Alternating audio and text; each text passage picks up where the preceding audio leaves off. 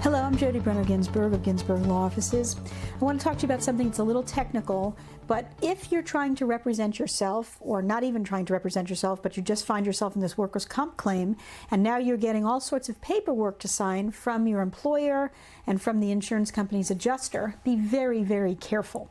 I advise folks who are talking to me to become my client, or who are my clients, never sign any documents without having a lawyer look at them. You do not understand, respectfully, what you're signing.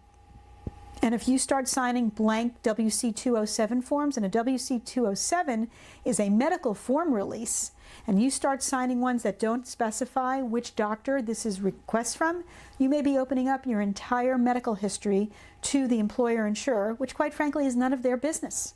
They should not, if you have a back injury, why would they be entitled to your psychiatric records if you have them? If you have a back injury and you're a female, why would they be entitled to your OBGYN records? They wouldn't be. Okay, so these are examples of why you do not want to sign documents unless you know what you're signing. And while the adjuster may sweet talk you and tell you, oh, just do this so we can make sure we can start your weekly benefit checks, they're not always going to do that. They're trying to get information out of you that may not be due them. Now, there may be times when they are entitled to those records because it ties in with your case. Okay, but we will advise you on whether or not those should be signed.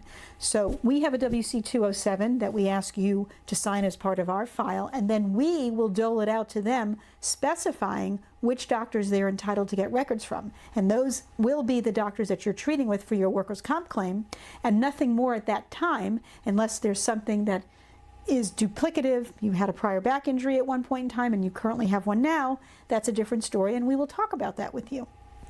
Be very, very careful. Don't sign documents, don't fill out information until you consult a lawyer. If you'd like to speak with me about your claim, I'm at 770-351-0801. Thank you. Hi, this is Jody, and I hope you found this video helpful. If you'd like to know more about all rights and benefits available to you under the Georgia Workers' Injury Laws, I'd like to invite you to download my Georgia Workers' Compensation Survival Kit that I created for folks just like you. Some of the topics I cover include: can I get fired for filing a work injury claim? 8 critical mistakes to avoid.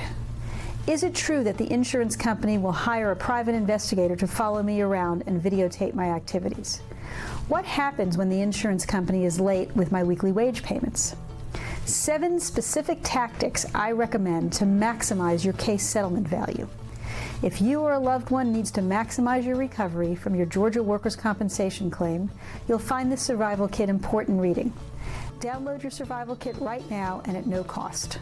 Just visit my website and sign up. It's that easy. Please act now, and as always, I wish you the best.